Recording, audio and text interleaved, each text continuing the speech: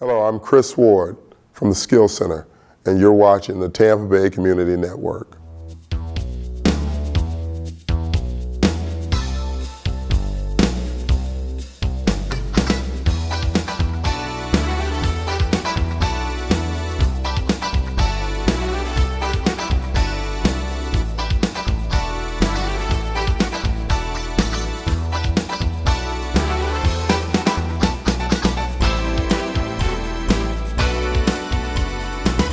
Well, hello there, Tampa Bay, and welcome to the Tampa Bay Community Network Sports Talk. I'm your host, Coach Chuck White, and my guest is Coach Chris Ward. He's from the Skill Center, also the head basketball coach at Hillsborough High School, and a former employee of the largest sports management company in the world, IMG Basketball Academy. He started his professional basketball career playing overseas for 7 seasons and in 7 countries. First of all, I want to say, Coach Ward, welcome to the show. Thank you very much for having me, Coach. Well, I'm so proud to have people of your caliber, and especially guys who've been around different countries, played for 7 seasons professional, right here in our own Tampa Bay area, the Hillsborough High School coach. So why don't you just tell our many listeners where you were born? I was born in Sarasota, Florida, but raised in Tel Aviv. Tel Aviv is right on the county line road of Sarasota and Manatee County.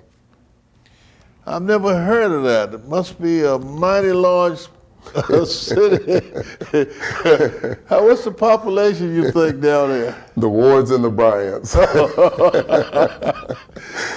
Sarasota, Florida is a very popular place, though.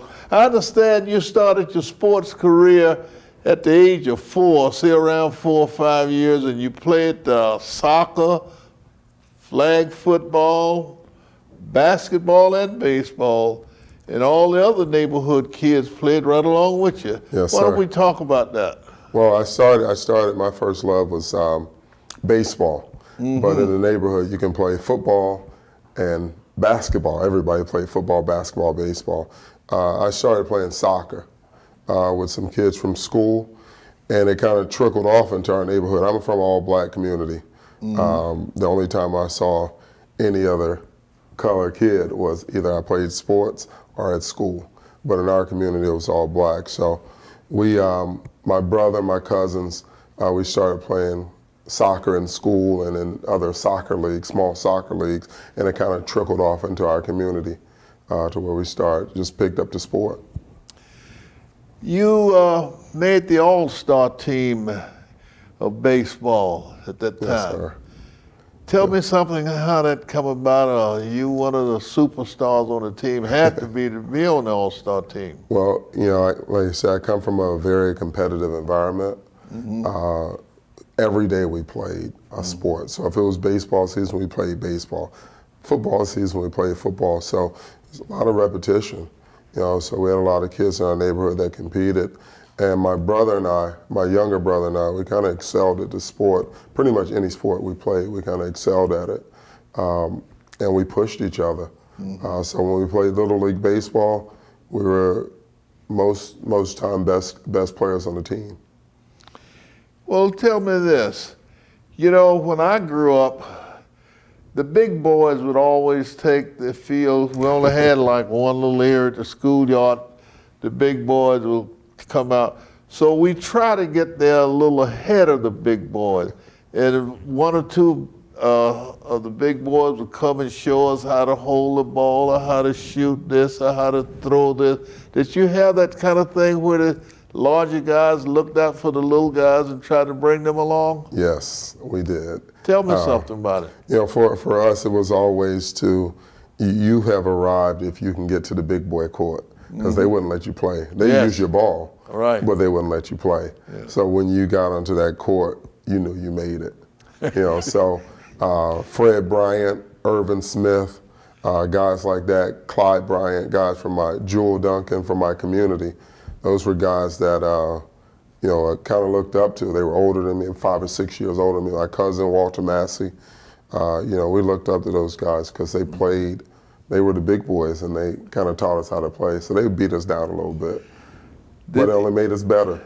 Yes, right. Yeah. Well, did you ever get hurt where your mother probably told you can't go back out there and your dad had to tell her to let you go? Yes. Usually the fathers want you to play, but the moms didn't want you out there, especially if you ever get hurt.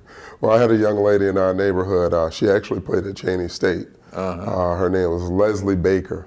She was 4 years older than me, and she used to abuse me. Abuse me.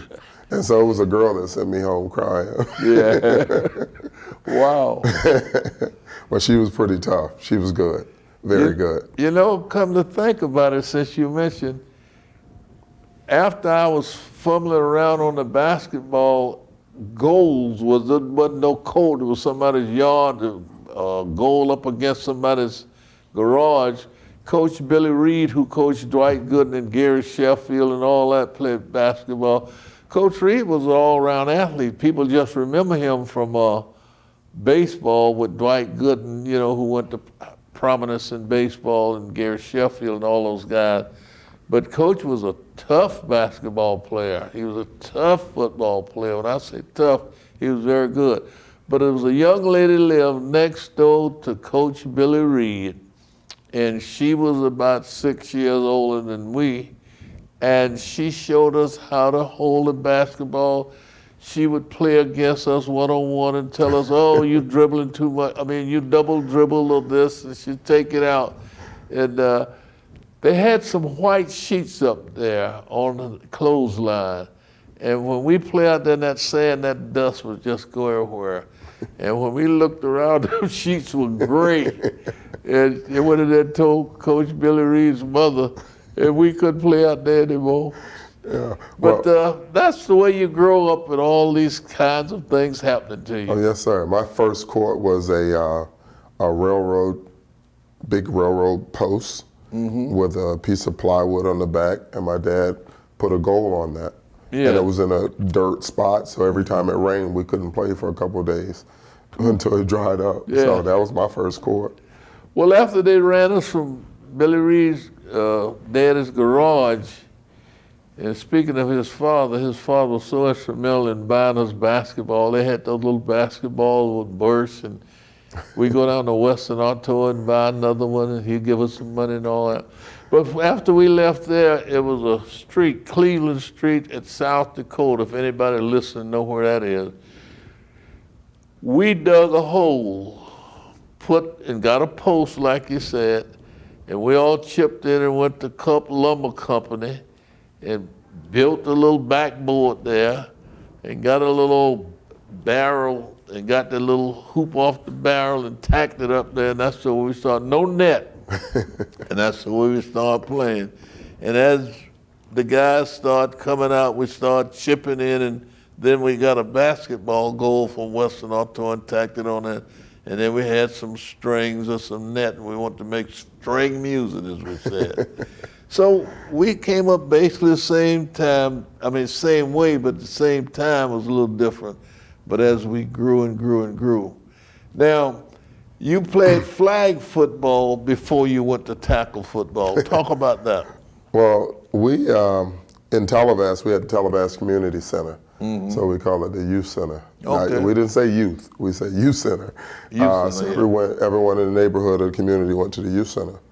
And we would play against teams from, the Sarasota Community Center or the Rec, Manatee or Bradenton Community Center, Palmetto Youth Center, Rabonia had a youth center. So we would play against all the teams from around the area as far as community centers. So it was pretty much the small communities playing against each other. So all the kids from the neighborhood played together. Did you have any kind of awards or recognition or presentations or things for after playing during the season? No, sir, not really. Our biggest presentation was representing our community. If we won, we were better than Sarasota for that day. We were better than Palmetto for that day. So that was all the, the accolades that we needed.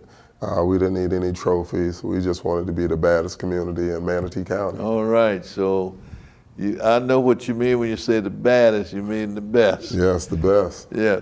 Now, some parents had a part in their sports sports team with their children. Many of them was coaching their children. Some of them had never coached and didn't know much about it, but they would be out there, supporting the kids as a coach.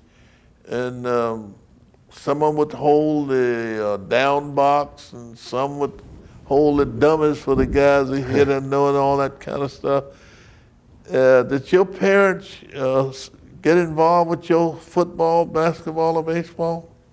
As coaches or leaders? My father and my mother, they never coached. They supported.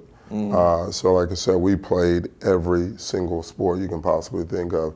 And we didn't just play on a recreational level, we played on a competitive level. So that takes a lot of, and my father worked. My father worked for the state of Florida. He was the head of HRS, district administrator for Sarasota HRS. He worked for him for 31 years. Wow. So he traveled a lot.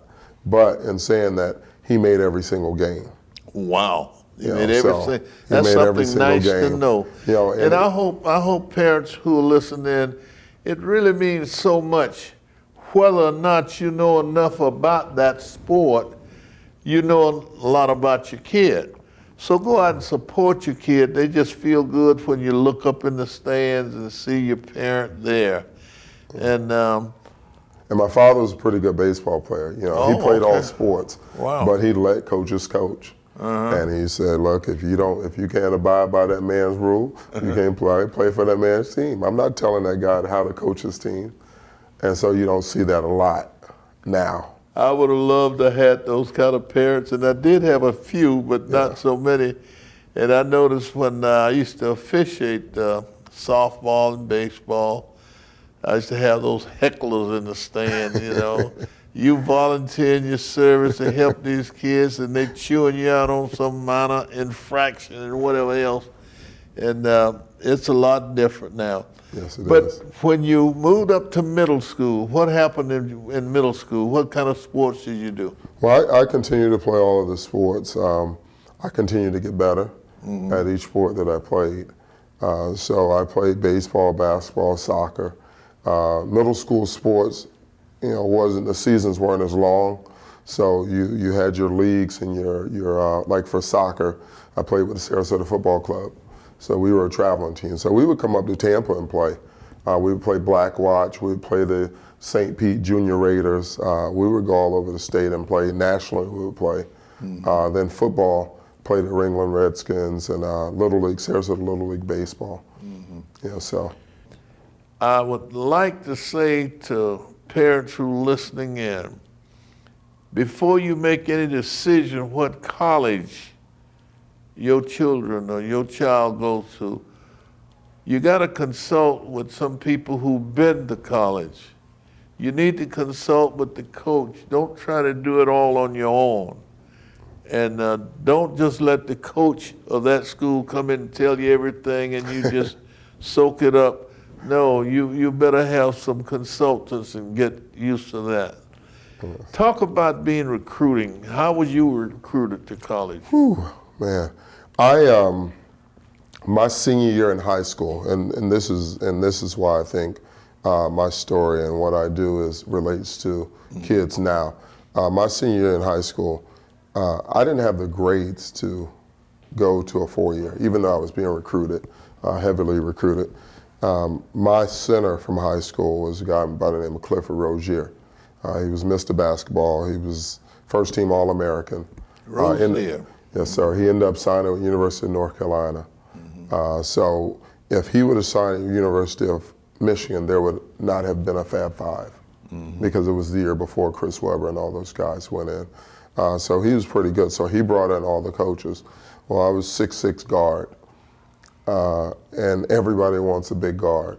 So I was being highly recruited, but academically I didn't handle my business in the classroom. So I ended up going to community college for 2 years, Central Florida Community College. But also I played baseball, and so I was being scouted.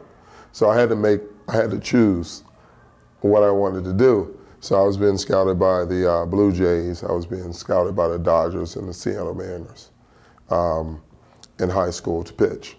So I ended up going to community college on a basketball scholarship, graduated in 2 years, and went to Texas Christian University, which is Division I. We were Southwest Conference back then. So the recruiting piece was amazing for me. My parents always stayed out of it. My dad, like you said, they were consulting. My father went to the University of Florida, graduated in '65, first class to graduate blacks. But he was not able to participate or play at the University of Florida. He couldn't play. Blacks were not allowed to play sports. At Florida? At University of Florida, he couldn't. So he could only play intramurals. But he would always consult me. And the same thing, I have a son that just graduated from Tampa Prep this past year. He's at North Dakota State University playing Division I basketball. And the only thing I did with him was consulted.